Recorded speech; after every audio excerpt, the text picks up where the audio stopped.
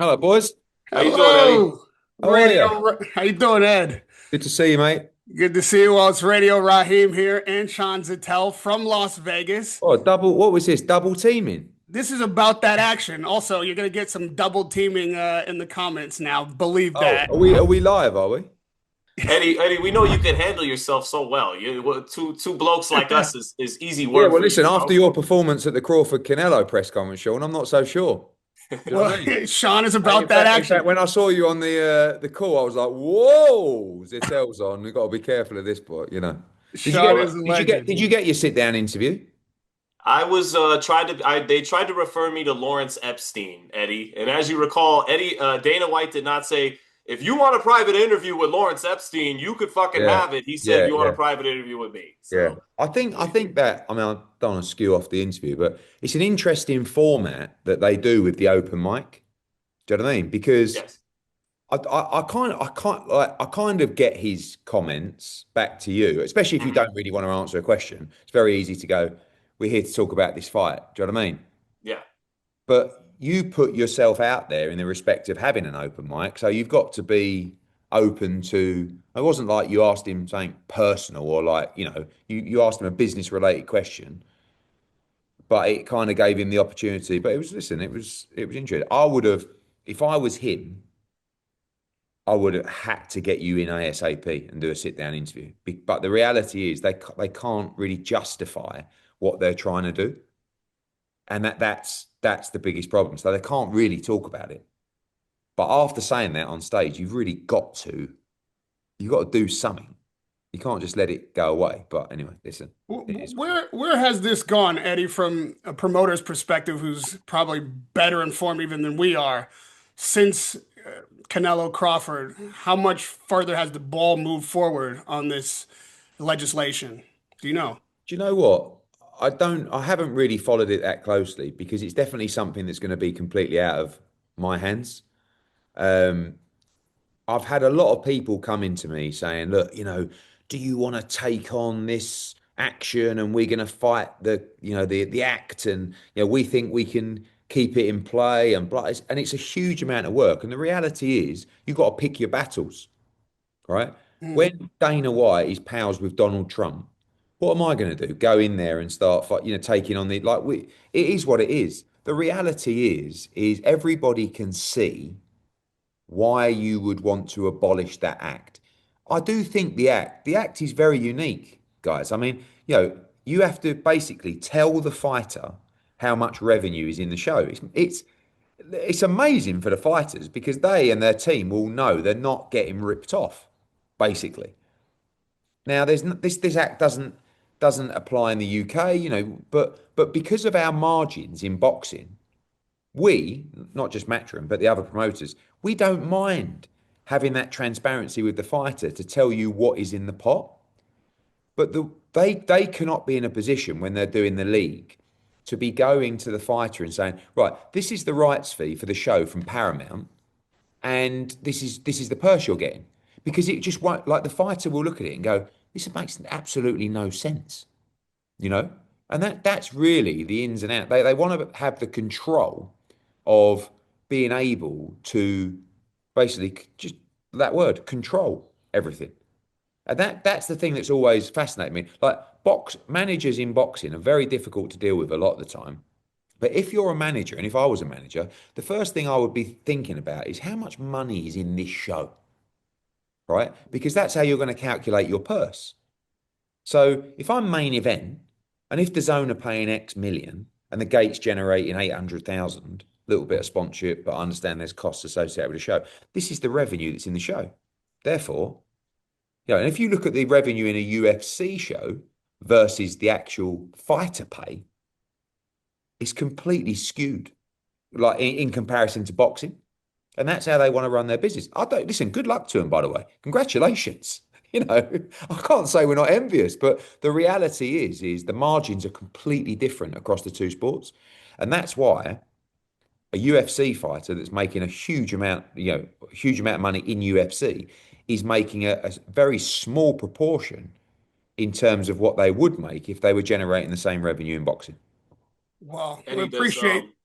your perspective on that. We do have a lot to cram in, so if you give us a little grace on the time, I know we agreed to 15, but if Sorry, we could Raheem, get a that's little up. bit Well, time's up, mate. extra. So it's nice talking to you anyway. So I just Because gotta ask one thing to off of what sure. Eddie just said.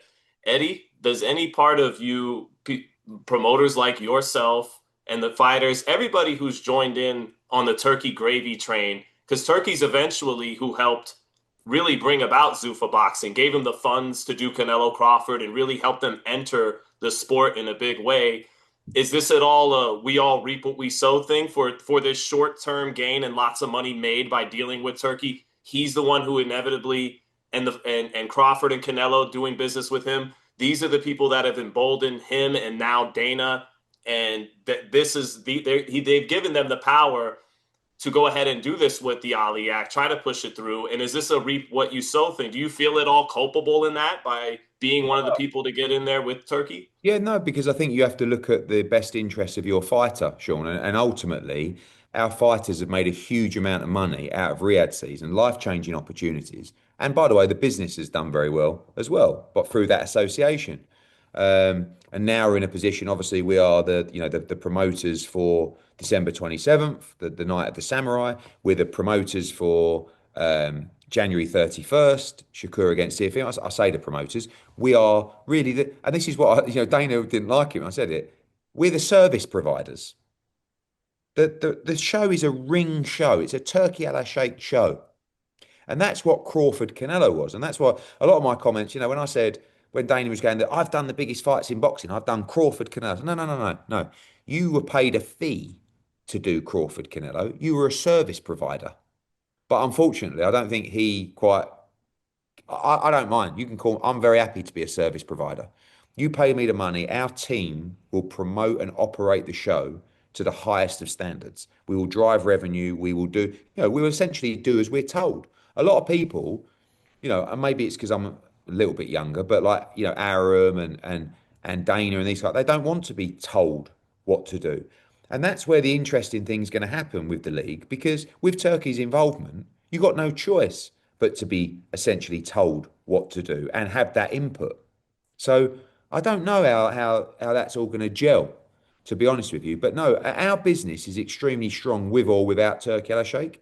It just so happens that he's provided incredible opportunities for our fighters, great opportunities for Matchroom, and also as well, I like him. I mean he's crazy, but I love boxing, and it's given boxing a massive injection. That's the true reality. You don't have to like everything he does, but you can't say it's been bad for boxing. No way. Well, you mentioned ring shows. One of the best cards put together we've seen in some time, Ring 4. Now, after that show, you had words for Devin Haney, and Bill Haney is actually our first guest on About That Action, so we felt it only appropriate that you be our second guest, Oh, thank you. as the two of you going back and forth was a lot of what we talked about in that first show. His reaction, and people know what you've said, so I don't need to rehash it, as well. But his reaction to your criticism of Devin Haney and asking that, saying Conor Benn should get that fight, is not only is Devin Haney exciting, but you promoted him. You've said the opposite when you were promoting his fights, and now that you're not with him, you're criticizing him, saying he's not an exciting fighter, and questioning your credibility in that sense. Are you just saying what you need to say to get Conor some clout, if you will, and I mean, criticizing a fighter because you're sour grapes? no, I mean, I think obviously if I'm a promoter of a fighter, I've got a good track record for having a fighter's back through everything, right? And firstly, it's not my job now to justify or big up Devin Haney, right? I don't represent him. I don't have to. I can give my honest opinion, right? Which I might not do if I was actually representing him, because that's the reality. Is that you have to promote your fighter and have their back. If you listen to all my interviews, what I've said quite clearly is you have to give him credit, and his achievements are unbelievable, and he's very difficult to beat. But the way that he's fighting now, in my opinion, is very different to when he was fighting when I was representing him. I mean, don't forget, you're talking about Antonio Moran, which was a devastating knockout. Abdullayev, who he smashed to pieces at Madison Square Garden, and even Jorge Linares, Jojo Diaz. These are all fights where they were quite exciting fights. Lomachenko, etc. Now, coming off the back of the Ryan Garcia fight, I just feel like, obviously, look, give him grace for the Ramirez fight because that was the performance really was a strange one, but also it was a performance coming off a horrendous night against Ryan Garcia, where if you listen to my interviews as well, I will say again, he showed so much heart in that fight, and I've always backed him that the response that he got from the Ryan Garcia fight was actually hugely, hugely wrong. In the respect of he got up time and time again. He fought a guy who came in overweight. He fought a guy who failed a drugs test.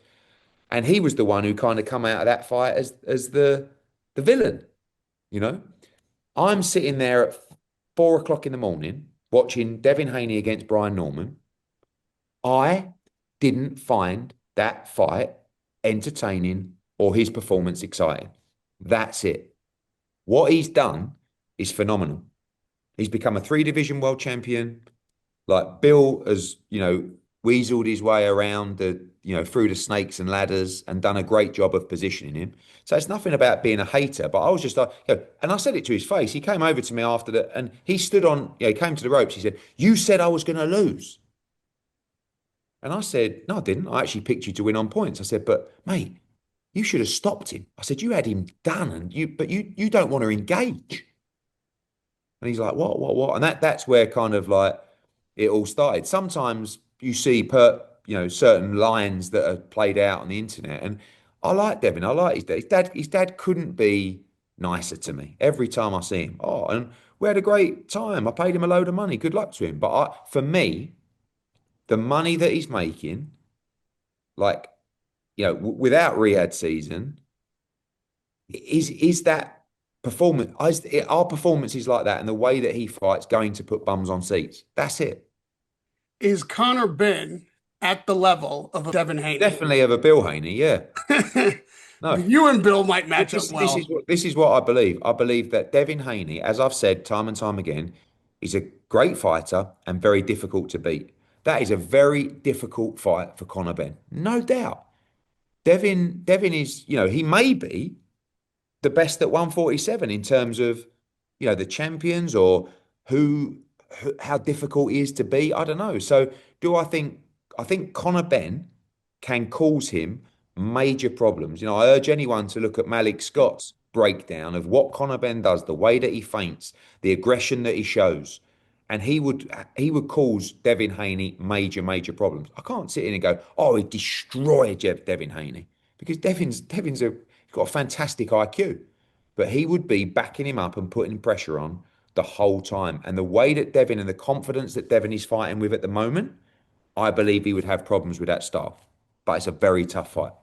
I'm going to let Sean jump in a second, but in the wake of Conor Ben beating EUBANK, there seems to be a cascade now, right after everyone celebrated for a moment, but now I'm hearing a lot of criticism really about whether or not we can take anything away from that Conor Ben fight in the way of his skills or ability.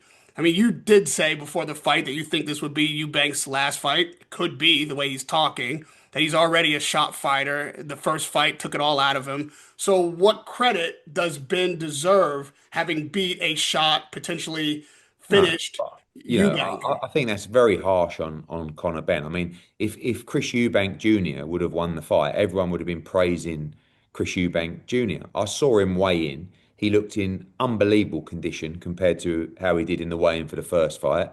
I was just in Dubai. Everyone was telling me at the gym he was training how unbelievable he was looking in the gym. I know he's posted strange videos about him laying on a hospital bed getting a colonoscopy or whatever. I don't know the correct phrase. We But don't know what we it have to. was. That's what they say it was. So, Mm. but at the end of the day, we we were we were probably 24 hours away from pulling Conor Ben out of the fight at one stage of his training camp. Things don't go well in every training camp. But it is what it is. If you sign up for the fight and you go through with the fight, what you can't do after is go, "Oh, well, I wasn't very well. I've been struggling." Like the reality is, just take it on the chin. And what we can't do is the fact that Conor Benn's gone up to middleweight, he's won every round and nearly stopped Chris Eubank. We can't just say, yeah, but he was, he was a shell of a fighter. Because why was he a shell of a fighter? Because of what Conor Benn done to him in the first fight. That's the truth. And yeah, maybe he won't fight again. But I don't like the narrative of, oh well, that win doesn't really mean anything. Like if we would have said that just before the first bell goes, everyone would have gone, no, no. If Conor Benn wins every round and nearly stops him in the 12th, of course we got to give him his credit. Now people want to spin a narrative that it was like, yeah, no, no, it wasn't really the real Chris Eubank Jr. Rubbish. Conor just boxed really well. And that's the reality. So give him the credit. Everybody in boxing wants to fight Conor Benn. Everybody's calling him out. I've got Shakur messaging Conor direct me. After TO, I want Conor Benn. Conor Benn's now been made the mandatory for the Barrios against Garcia fight. That's a massive fight for us in May or June. So this kid right now is one of the most talked about, one of the most exciting fighters out there. Let's give him a little bit of credit for coming up and winning that rematch. Eddie, before asking you about Conor being ranked #1 by the WBC at 147, which isn't going over well, with the boxing public, if you go on social media, um, I hesitate to ask because we don't want to get, too messy here, but it is called about that action. And Devin had a tweet where I think he's trying to make a point at you, trying to make you out to be a hypocrite, where he goes, well, Sky Nicholson is the most boring fighter ever. And I'm sure you saw the tweet. And I think the point he's trying to make is, when you're promoting a fighter that doesn't get a lot of knockouts, who's a pure boxer, you sing her praises, but now that I'm not in the Eddie Hearn business, I'm boring Yeah, and I'm all these things. I've What's seen your that. response to I've Devin on heard that? him made statements about other fighters as well that, oh, they're not exciting. They're not exciting. The reality is, of course, my job is to praise my fighters. Is every fighter really exciting to watch? No. We actually, I'm a boxing fan. I'm a hardcore boxing fan. So I like defensive fighters. I don't want every fighter just to go out there, maraud out there and just like with their chin in the air and being war after war after war.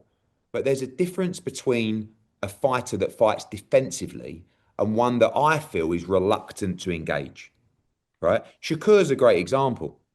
Some people say, oh, Shakur's, can be a little bit negative. I actually love watching Shakur Stevenson fight. I think he's a generational great. I think his IQ is phenomenal, but he doesn't, you don't see it. It's almost like the twitching and it's the little stuff that I see ringside. And I honestly just believe it's a confidence thing. And I also believe that Devin will get a huge amount of confidence from that Brian Norman fight.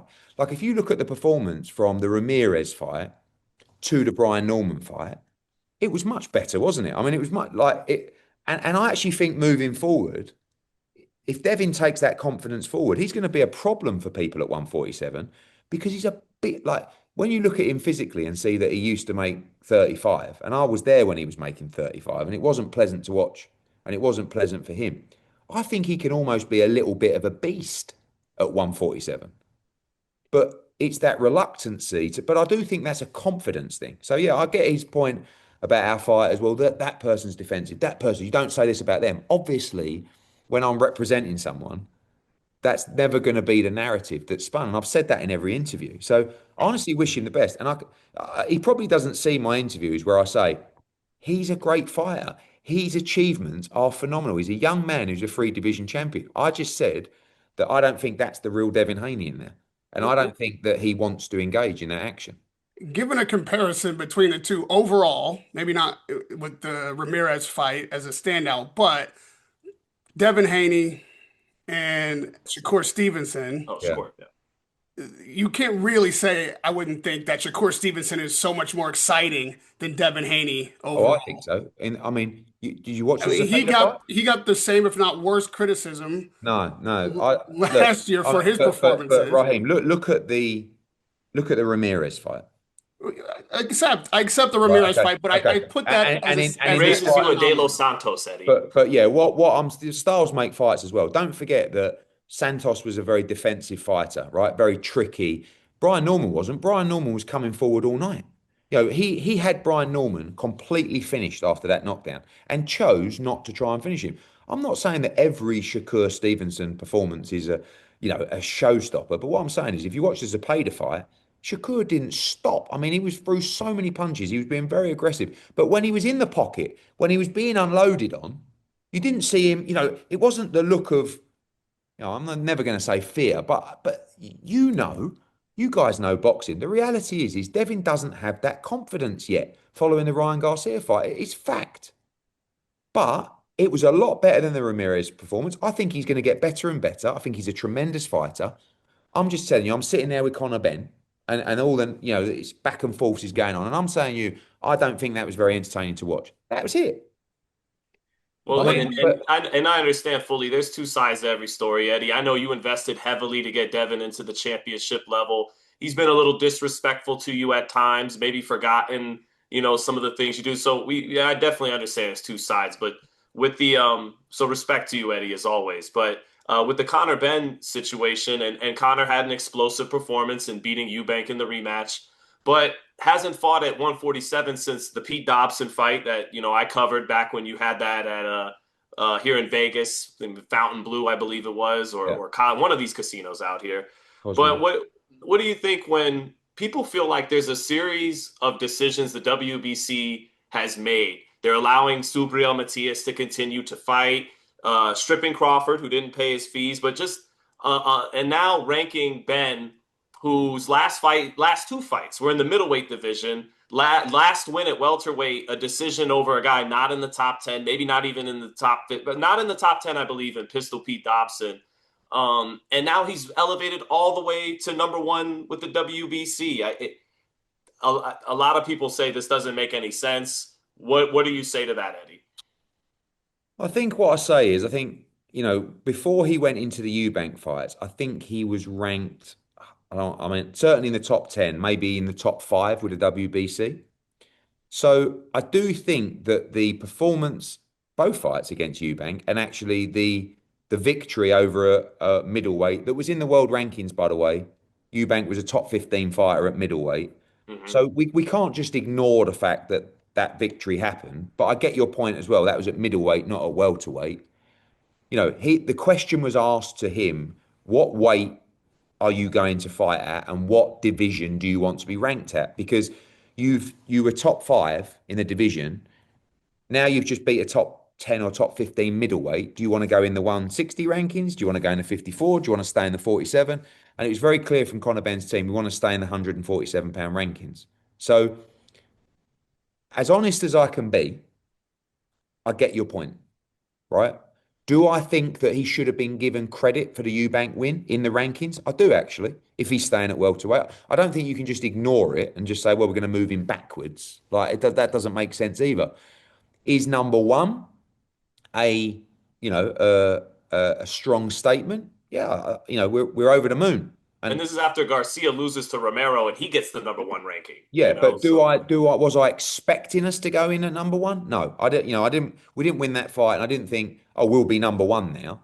But I also understand that he's highly ranked, and that was a big win. I mean, you know, the reality is, and this is life. This is not boxing. Is like there are certain people. Obviously, commercial value is important, but there are people that have strong associations, fighters, support, all this kind of stuff of certain organizations. And maybe they are looked upon favorably versus someone that maybe won't pay sanction fees or says, fuck the WBC. Like that's the life. That's life, isn't it? I mean, Conor Ben has consistently, he's been in that rankings. He's obviously fought the WBC on the tests and all that kind of stuff. He's had a strong alignment with him. He's stayed in the rankings. He's been there for a long period of time. So I get that as well. And I think that the reality whether he was number one or not, I truly believe that the winner of Barrios against Ryan Garcia fights Conor Ben. The fact now that he's a mandatory challenger, yes, like that's even better in terms of cementing that fight. And last one, Eddie, because we're getting the wrap up signal. We appreciate the generosity on the time. Shakur Stevenson going into this Teofimo fight, everybody's excited about it. Massive super fight. The way you've just described Shakur Stevenson, and the last time out, I believe I said, once a dog gets a taste of blood, it's hard to get him back on kibble. But the best way for him to win this fight, the most likely way for him to win this fight, is to be what some would regard as boring, is to be a technical fight and to outbox Teofimo. What are you expecting from Shakur? I don't see in any way that this fight can be a boring fight. I think Tiafimo is, he can be tricky himself. He can be not. I don't think either guys are boring, but he can be technical. He can show IQ. He can, be tricky. The reality is what you've got is two guys in their absolute prime fighting in a massive fight. And when we talk about Devin, and we 1,000,000% mean this when we talk about Shakur, these achievements are achievements that will never be removed from their legacy. Like Devin Haney will always be a three division world champion, which is like when you look back over periods of time, how many of those like had there been and that you can name? It's only a very small select few that are true greats. And Shakur is going for his fourth weight division world championship. Does he win it? I believe he does. Yeah, listen, it's not going to be easy because with great fighters, and Lomachenko's in the same kind of bracket and so many more before him, the only way they get beat is to move too far up the divisions, right? Because it starts to become a little bit of a disadvantage. So the reality is you don't know how he's going to shape up against the bigger guy at 140 in Teofimo Lopez. Now, Teofimo Lopez, he's not a huge 140, but this is also a guy that was talking about moving to 47. I mean, Shakur's talking about fighting Conor Benn at 147. Now, granted, I think Shakur has a better IQ, and Conor won't mind me saying, has greater skills than Conor Benn. But up at 147, sometimes that can really, everything can change. And we don't know how Shakur's going to shape up at 140. He feels he's going to shape up great, and I do as well. But this is a tremendous fight. I mean, you're in New York. I was actually shocked this fight happened. I've got to be honest with you, because you got to take your hat off to Shakur Stevenson. He's got big old balls. He doesn't mind who he fights. He goes, yeah, I'll fight him. I'll step up there because he's chasing greatness and he believes in himself and he's an unbelievable fighter. I'm actually surprised that Teo took the fight as well, because this is a tough, like Shakur, like Devin, like Teo, like Shakur. These are tough people to beat because their IQ is very, very, very elite. And here you're talking about just a wonderful fight in New York, one guy from Brooklyn, one guy from New Jersey. We should really be celebrating this fight. And it's an honor to be involved with this ring card. Well, Sean and I chased greatness today, and we caught it in a great interview I enjoyed it, with boys. Eddie I Hearn. enjoyed it. I really Hope we didn't appreciate it, disappoint, Eddie, Yeah, you never disappoint, boys. for being about that action. We will see you soon. Good luck, Amonco. We will see you soon, brother. Thank you. Cheers, boys. Thank you, Cheers. Eddie. Take care. Bye.